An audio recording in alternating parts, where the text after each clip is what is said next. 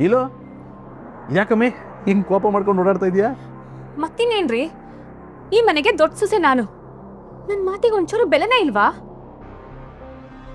ಮೊನ್ನೆ ಬಂದಿರೋ ಅವಳ ಮಾತಿಗೆ ಬೆಲೆ ಅಲ್ವಾ? ಅವಳು ಮತ್ತೆ ಈ ಮನೆಗೆ ವಾಪಸ್ ಬಂದಿದ್ದು ಎಲ್ರ ಮೇಲೆ ಅಧಿಕಾರ ಚಲಾಯಿಸೋದಕ್ಕೆ ಅಂತ ಗೊತ್ತಾಗ್ತಾ ಇದೆ. ನೋಡಮ್ಮಿ, ಹಬ್ಬ ಮಾಡಿ ಅನ್ನೋದ್ರಲ್ಲಿ ಏನು ತಪ್ಪಿದದು?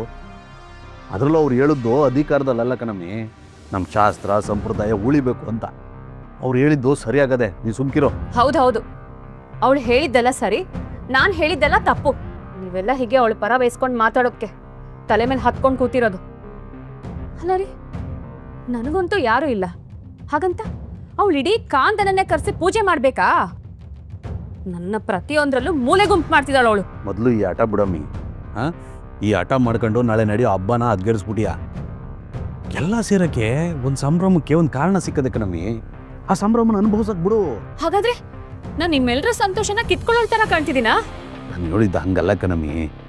ನೋಡು, ಹಬ್ಬ ಮಾಡೋಕ್ಕೆ ಅಪ್ಪ ಏನೋ ಒಪ್ಕೊಂಡಿರುವಾಗ ನೀನು ಯಾಕೆ ಬೇಡ ಅಂತ ಇದೆಯೇ? ನೋಡು, ಈ ಆಟವ ಹಬ್ಬ ಚೆನ್ನಾಗಾಗಬೇಕು ಅನ್ನೋದ್ರಲ್ಲಿ ತೋರಿಸು. ಅದು ಬಿಟ್ಬಿಟ್ಟು ಹಿಂಗೆ ಓಡಾಡ್ಕೊಂಡು ಕೂಡ್ಕೋಬೇಡ, ಬೋಡೆತದೆ. ತೋರಿಸ್ತೀನಿ, ಖಂಡಿತ ತೋರಿಸ್ತೀನಿ. ಆದರೆ ಹಬ್ಬ ಮಾಡೋದನ್ನಲ್ಲ, ಈ ಹಬ್ಬನ ಹಾಳು ಮಾಡೋದಕ್ಕೆ ಒಂದೇ ಒಂದು ಕಾರಣ ಸಿಗಲಿ, ಅವಾಗ ನೋಡಿ ನಿಮ್ಮ ಖುಷಿನೆಲ್ಲ ಹೇಗೆ ಕಿತ್ಕೊಳ್ತೀನಿ ಅಂತ.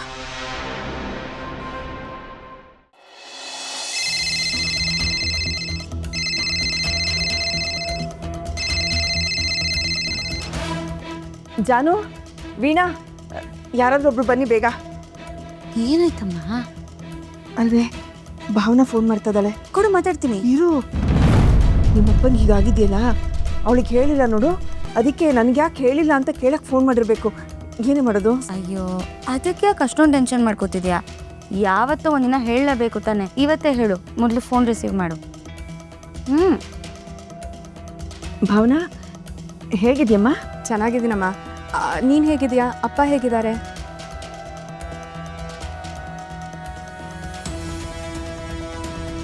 ಚೆನ್ನಾಗಿದ್ದಾರಮ್ಮ. ಅಮ್ಮ, ಒಂದು ಖುಷಿ ವಿಷಯ, ನಾಳೆ ನಮ್ಮ ಮನೆಯಲ್ಲಿ ವರಮಹಾಲಕ್ಷ್ಮಿ ಹಬ್ಬ ಮಾಡ್ತಿದ್ದೀವಿ, ನೀವೆಲ್ಲರೂ ಬರಬೇಕು. ಭಾವನಾ, ಅದು ಅಕ್ಕ, ನೀನೇನು ಯೋಚನೆ ಮಾಡಬೇಡ, ನಾವೆಲ್ಲರೂ ಬರ್ತೀವಿ. ನೀನು ಅಲ್ಲೇ ಇದೆಯಾ? ಮೊದಲು ಅಮ್ಮಂಗೆ ಫೋನ್ ಮಾಡಿಬಿಟ್ಟು ಆಮೇಲೆ ನಿನಗೆ ಮಾಡೋಣ ಅಂತ ಅಂದ್ಕೊಂಡೆ. ನೋಡು, ಯಾರೂ ಮಿಸ್ ಮಾಡೋ ಹಾಗಿಲ್ಲ. ವೆಂಕಿ ಅಣ್ಣ ಅವ್ರ ಅಮ್ಮನ್ನ ಎಲ್ಲ ಕರ್ಕೊಂಬರ್ಬೇಕು. ಭಾವನಾ, ಅಲ್ಲ ಭಾವನಾ, ನಾವೆಲ್ಲರೂ ನಿಮ್ಮ ಮನೆಗೆ ಬಂದುಬಿಟ್ರೆ ನಿಮ್ಮ ಅತ್ತೆ ಮಾವ ಕೋಪ ಮಾಡ್ಕೊಳ್ಳೋದಿಲ್ವಾ? ಹಾಗೇನಿಲ್ಲ ಅತ್ಗೆ, ನಿಮ್ಮನ್ನೆಲ್ಲ ಕರಿಬೇಕು ಅಂತ ಅತ್ತೆನೇ ಹೇಳಿದ್ದು. ಹೌದಾ? ಏನು ಅತ್ತೆ ಸೊಸೆ ಇಬ್ರು ಒಂದಾಗಿ ಬಿಟ್ಟಿದ್ದೀರಾ ಅನ್ಸುತ್ತೆ. ಇನ್ನೂ ಇಲ್ಲ ಅತ್ಗೆ, ಈಗ ಅವ್ರ ಮನ್ಸನ್ನ ಗೆಲ್ಲೋ ಪ್ರಯತ್ನ ಮಾಡ್ತಿದ್ದೀನಿ. ಒಳ್ಳೆ ವಿಷಯನೇ ಹೇಳಿದೆ ಅಕ್ಕ. ನಿಮ್ಮತ್ತೆ ನಿನ್ನ ಸೊಸೆ ಅಂತ ಒಪ್ಕೊಳ್ಳಿ ಅಂತ ನಾವೆಲ್ಲರೂ ಹಾರೈಸ್ತೀವಿ. ಖಂಡಿತ ಆಗುತ್ತೆ ಜಾನು. ಮೊದಲನೇ ಹಂತಾನೆ ನಿಮ್ಮೆಲ್ರೂ ಪೂಜೆಗೆ ಕರಿ ಅಂದಿದ್ದು. ಈಗ ನೀವೆಲ್ಲರೂ ಬಂದರೆ ನನಗೆ ತುಂಬ ಖುಷಿ ಆಗುತ್ತೆ.